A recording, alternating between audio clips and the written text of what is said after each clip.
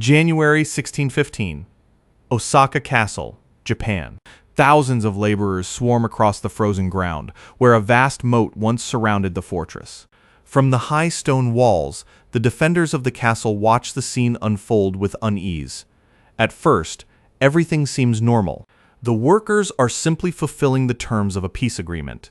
Earth, stones, and broken timber are dumped into the moat in an endless stream. Wheelbarrows creak. Shovels scrape. The moat slowly begins to disappear. This, after all, is supposed to symbolize peace. The powerful Tokugawa shogunate and the rival Toyotomi clan have just ended a brutal siege. As part of the treaty, the outer moat of Osaka Castle must be filled to show that neither side intends to fight again. But something feels wrong. The workers don't stop. Day after day they keep coming. Thousands of them, moving with relentless speed. The outer moat disappears faster than anyone expected. Then the laborers move inward. Now they are filling the inner moat. Toyotomi officials rush from the castle gates, shouting orders and demanding explanations. Why are the workers continuing? The treaty never mentioned the inner defenses. The Tokugawa representatives offer polite apologies. A misunderstanding, they say. Perhaps the workers misunderstood the instructions. Maybe they were simply too enthusiastic. The paperwork may have been unclear. The officials argue. The laborers keep digging. By the time the defenders fully understand what is happening, by the time they physically force the workers to stop, Osaka Castle has been transformed. The deep defensive moats that once protected it are gone. Where water and barriers once stood, there is now open ground. The strongest fortress in Japan has been turned into a flat field. Within months, an army will walk straight through those empty spaces and conquer in days what had resisted siege for months. This is not engineering. This is diplomatic warfare. And it will destroy an entire dynasty. To understand how this happened, we have to go back nearly 20 years earlier. In 1598, Japan's greatest warlord, Toyotomi Hideyoshi, died after unifying most of the country following decades of civil war. His final wish was simple but fragile. His young son, Toyotomi Hideyoshi, was only 5 years old. Until the boy came of age, Hideyoshi asked his most trusted generals to rule together and protect the Toyotomi legacy. Among those generals stood the most powerful man in Japan, Tokugawa Ieyasu. Ieyasu publicly swore loyalty to Hideyoshi's son, but loyalty in the brutal politics of feudal Japan rarely lasted long. Just 2 years later, in the decisive Battle of Sekigahara in 1600, Ieyasu crushed the armies that remained loyal to the Toyotomi family. The victory gave him control over Japan. 3 years later, the emperor formally appointed him shogun, establishing the Tokugawa shogunate. Yet one problem remained. Hideyoshi's son was still alive. Hideyori continued living inside Osaka Castle with his mother, Yodo Dono. Officially, he was treated with respect. He was given wealth, status, and even married to Senhime, Ieyasu's own granddaughter. On the surface, it looked like reconciliation.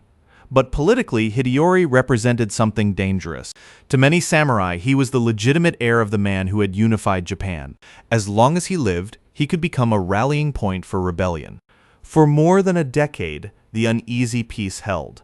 Then, in 1614, something small triggered a crisis. Hideyori sponsored the rebuilding of a temple in Kyoto, Hokoji Temple, and commissioned a large bronze bell. The bell carried an inscription, wishing for peace and prosperity across the land. But Ieyasu's advisors claimed something else. They argued that the characters in the inscription symbolically split the name of Tokugawa Ieyasu itself, suggesting that peace could only come if he were divided or destroyed. Whether this interpretation was genuine or simply a convenient excuse hardly mattered.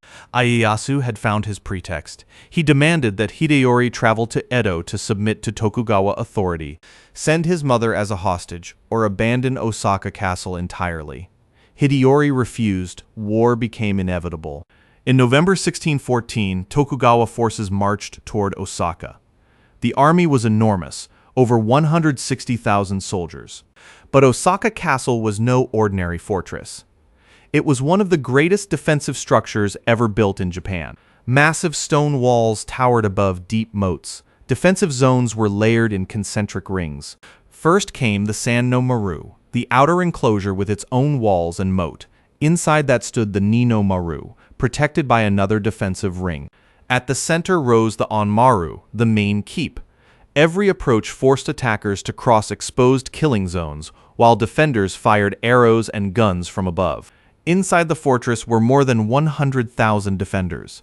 Many were ronin, masterless samurai who had lost their positions after Sekigahara.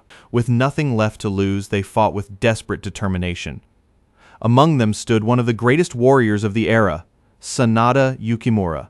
Yukimura constructed an earthen fortification known as the Sanada Maru, which became a nightmare for Tokugawa attackers. With only about 7,000 men, he repelled repeated assaults and even launched counterattacks that broke through enemy siege lines. The Tokugawa army brought European cannons and bombarded the fortress for days. The thunder of artillery echoed constantly. The psychological impact was severe. Defenders struggled to sleep as explosions rattled the walls, but physically the fortress barely suffered. The walls held, the defenders held. Winter arrived, and the siege dragged on without victory. By December, Ieyasu realized something uncomfortable. Osaka Castle might not fall by force, so he changed tactics. On December 18, 1614, Ieyasu proposed peace. The terms seemed surprisingly generous. Hideyori could keep Osaka Castle. His wealth and status would remain.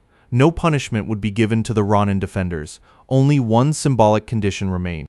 The outer moat and walls of the San no Maru should be dismantled as a gesture of permanent peace. Hideyori, exhausted from months of siege and still only 22 years old, accepted. The treaty was signed on January 22, 1615. Soon after, the workers arrived. Thousands of them. They filled the outer moat at astonishing speed. Then they moved inward. By the time Toyotomi officials stopped the work, both major defensive moats had been partially filled. Osaka Castle had lost the depth that made it nearly impossible to assault. When Hideyori later attempted to restore the defenses, Ieyasu accused him of violating the treaty. War resumed in the summer of 1615. Tokugawa forces returned, this time with more than 200,000 soldiers. Without its moats, Osaka Castle was vulnerable.